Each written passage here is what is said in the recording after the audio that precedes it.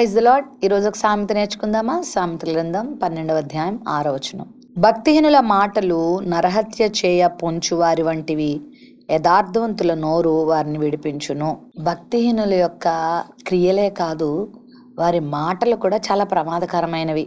వారు ఆలోచనలు కానీ, వారి జీవన విధానం కానీ, వారి ప్రవర్తన కానీ, వారి క్రియలు కానీ, వారి మాటలు కానీ మనకు ఎలా ఉంటాయంటే, నరహత్య చేసేటువంటి వారు ఎలా పొంచి ఉంటారో అలా ఉంటాయంట. ప్రియ దేవుని బిడ్డలారా, భక్తిహీనులతో సాంగత్యం కానీ, భక్తిహీనుల సలహాలు కానీ, భక్తిహీనుల యొక్క స్నేహం కానీ చేస్తే వారి జీవితం ఖచ్చితంగా నాశనమవుతుంది, పాడవుతుంది అని ఈ సామెత యొక్క అర్థమైంది. అయితే యథార్థవంతుల నోరు వారిని విడిపిస్తుందంట. యథార్థంగా నువ్వు జీవిస్తే సమస్యల నుంచి, కీడుల నుంచి, ప్రమాదాల నుంచి నువ్వు విడిపించబడతావు. ఆ అపవాది కుట్రల నుంచి నువ్వు విడిపించబడతావు.